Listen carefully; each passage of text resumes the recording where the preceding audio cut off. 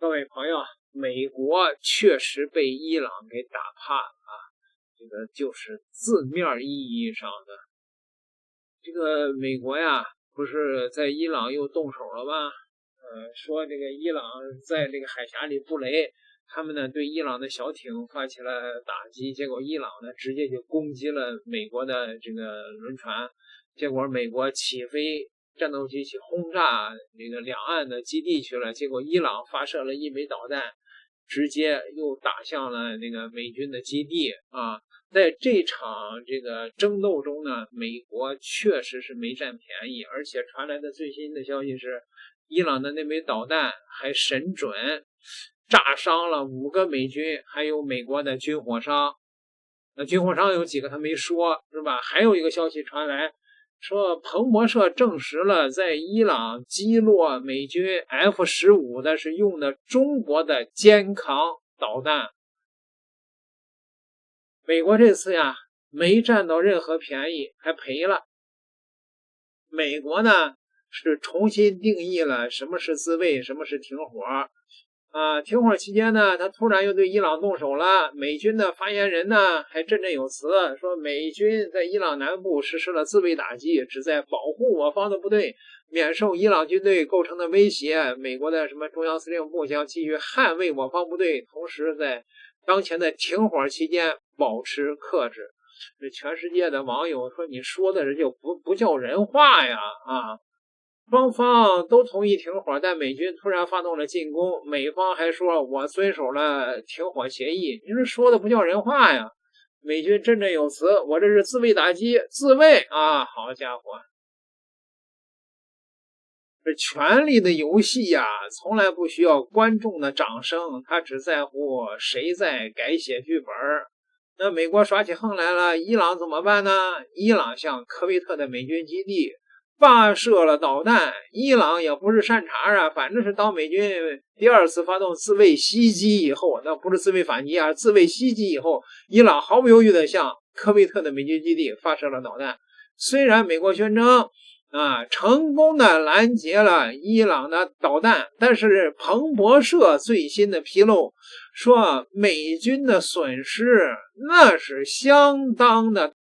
據彭博社援引知情人士透露，當地時間5月30日，伊朗發射了一枚法塔赫110導彈，對科威特境內的阿里薩利姆美軍空軍基地發起了打擊。雖然該枚導彈被科威特防空系統攔截，但殘骸仍然墜落到了基地內，導致至少5名美軍士兵和承包商受傷。2架美軍的 MQ-9 死神無人機報廢，初步估計整體損失可能超過1億美元。不久後，伊朗革命衛隊發布視頻，證實對科威特發動了導彈攻擊，並表示這是對美軍空襲伊朗南部的回應。在美伊正在加緊和談的當口，美軍突然出現新的傷亡，讓全球輿論瞬間譁然。一方面，美伊和談進程本就不太順利，美國國內也有不少批評特朗普的聲音，認為他此時簽署協議是對伊朗投降。如今美軍又出現重大損失，很可能會讓和談出現新的變數。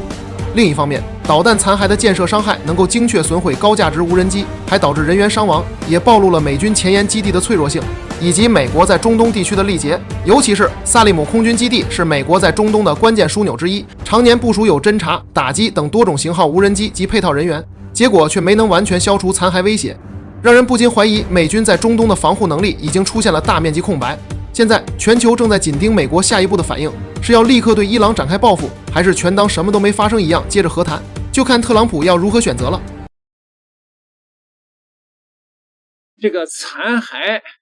能造成這麼精準的打擊，那伊朗的導彈也太厲害了吧？那美軍那是攔截了還是沒攔截呀？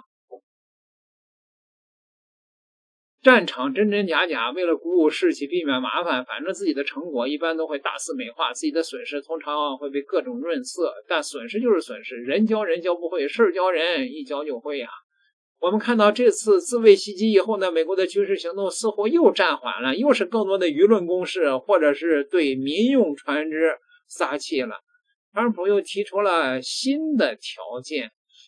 按照新的要求呢，伊朗必須同意永遠不擁有核武器，霍爾木茲海峽必須立刻雙向開放，免收通行費，所有的水雷必須得清除，在进一步通知之前不會有金錢交易。雙方的談判代表都已經達成的草案，川普又增加了新的條款，是不是累呀？好吧，伊朗似乎呢这個不屑一顧詹姆斯5星下士在新加坡威脅要隨時恢復軍事打擊。伊朗的法爾斯通讯社稱，川普在社交媒體上的說法真假混合，不過在營造一場人為的勝利。伊朗外交部的發言人巴加埃則嘲諷，美國提出的必須其實是請求，是在請求伊朗都是千年的狐狸，玩什麼聊齋呀？被伊朗打怕了就是打怕了唄。哎呀，根據3名知情人士向美国全國廣播公司透露稱，上個月在伊朗西南部被擊落並引發了危險救援行動的美軍 F-15 戰鬥機，可能是被中國制造的肩扛導彈擊中的。中國否認3連，不是我，你胡說，別害我啊！據一名知情人士和一名了解情況的美國官員透露，在衝突的初期，中方可能還向伊朗提供了一座遠程預警雷達，該雷達能夠探測到旨在規避偵測的隱形飛機。上述消息人士稱，美國官員仍在調查今年4月美軍 F-15E 攻擊式戰鬥機被擊落的事件，這是幾十年來美軍的戰鬥機首次被敵方的火力擊落。報道稱，目前尚不清楚該軍事裝備是如何移交給伊朗的，但伊朗使用中國制造的武器令美中關係複雜化。此時，川普總統正在尋求中國的幫助以結束衝突。盡管美國仍在繼續發動其所謂的防禦性打擊，但結束這個戰爭的談判仍在進行中。那麼中國方面呢？中國方面表示，駐美大使馆的发言人声称，中國在軍品出口方面一貫採用慎重負責任的態度根據本國的出口管制法律法規以及承擔的國際義務，嚴格實施管控。中國反對無根據的抹黑或者是惡意關聯